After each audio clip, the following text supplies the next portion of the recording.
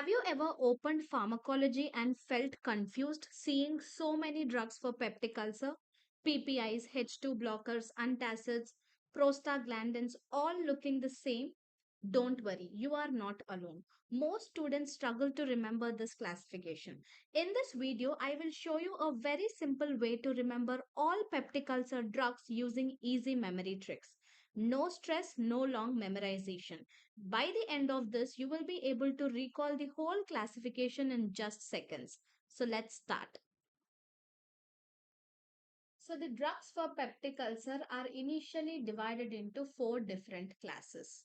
So class 1 is called as the gastric acid secretion inhibitors. Class 2 is called as gastric acid neutralizers.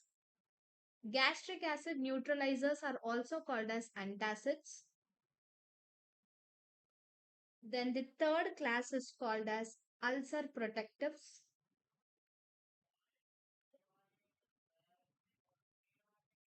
And the last class is called as anti-H. pylori drugs.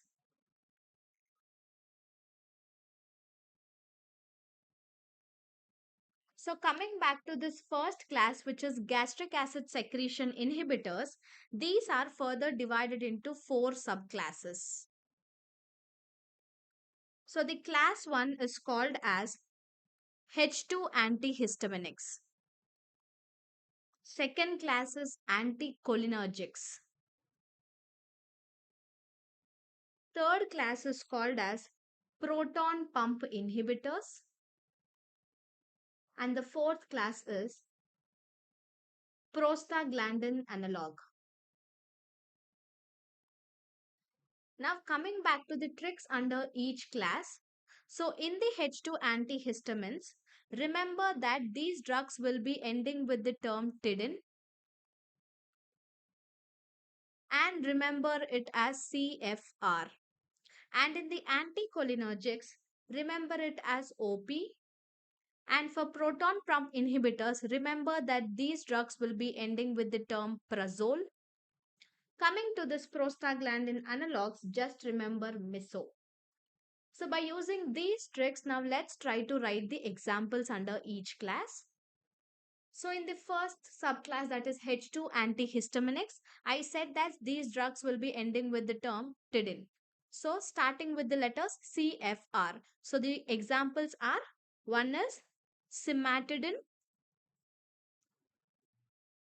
F means it is famotidine. R means it is ranitidine. R means it can also be roxatidine. So cimetidine, famotidine, ranitidine, roxatidine will be coming under this H2 antihistamines. So coming to this anticholinergics, OP. O means it is oxyphenone.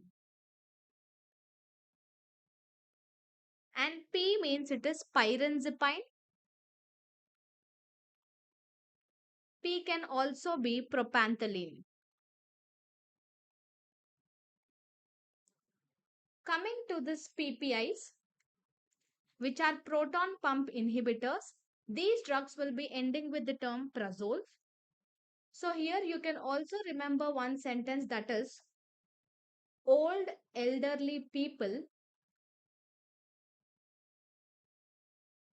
rarely like dinner. So in this proton pump inhibitors, remember one sentence, that old elderly people rarely like dinner, where O means it is omeprazole, E means it is esomeprazole, P means it is pantoprazole, L means it is lansoprazole, R means it is rabiprazole, D means it is dexrabiprazole. Coming back to this prostaglandin analogs, there is only one simple example, that is misoprostol.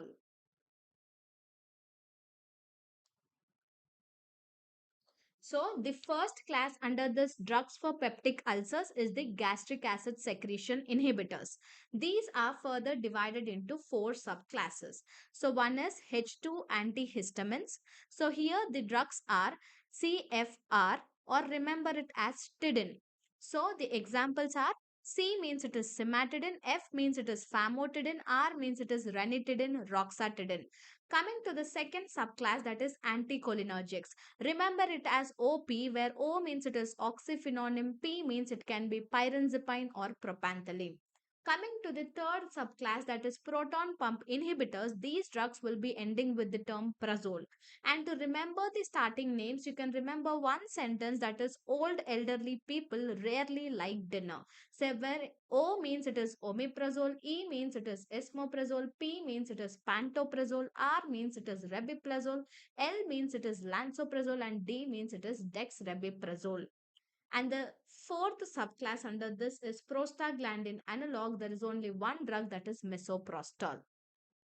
So coming back to the second class, that is gastric acid neutralizers, which are also called as antacids. So these are further divided into two subclasses. One is systemic, one is non-systemic. So coming back to this systemic class, here remember it as sodium Cb systemic. Sodium Cb will be coming under systemic. So by using this, let's try to write the examples. So sodium Cb means one is sodium citrate, one is sodium bicarbonate. Sodium citrate and sodium bicarbonate will be coming under this systemic class. So remember it as sodium Cb systemic. Now coming to this non-systemic, remember it as MCAM. So you can write it as one is magnesium hydroxide, one is magnesium trisilicate, C means it is calcium carbonate, A means it is aluminium hydroxide, and M means it is megaldrate. So remember it as MCAM. So one is M means it is magnesium hydroxide and magnesium trisilicate. C means it is calcium carbonate. A means it is aluminium hydroxide. M means it is megaldrate. Now coming back to the third class, that is ulcer protectives. So here remember the trick as SC. So there are only two simple drugs here. One S means it is sucralfate, and C means remember it as CBS, and the full form of this is colloidal bismuth subcitrate.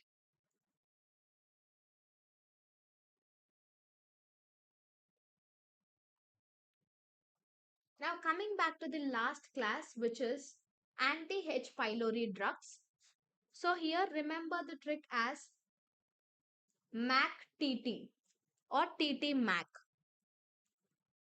Let's try to write the examples with this, where M means it is metronidazole,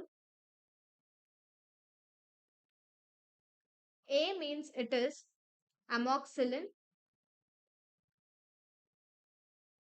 C means it is CBS, which is colloidal bismuth subcitrate, T means it is tinidazole, one more T means it is tetracycline.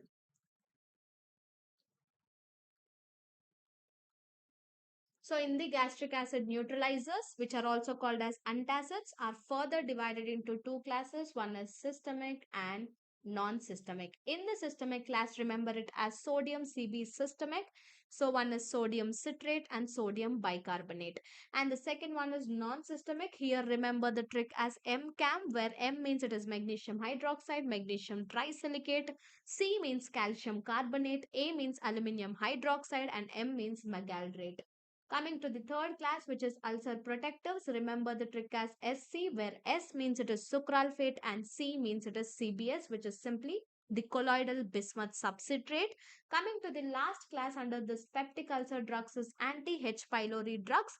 So here remember the trick as MAC-TT, where M means it is metronidazole, A means it is amoxicillin, C means it is CBS, T means it is tinidazole, and T means tetracycline. So now the peptic ulcer drugs are no longer a big list to memorize, just a simple pattern to understand and remember. If this trick made pharmacology classification easier for you, don't forget to like, share and subscribe to Pharma Palette. See you all in the next video and thanks for watching.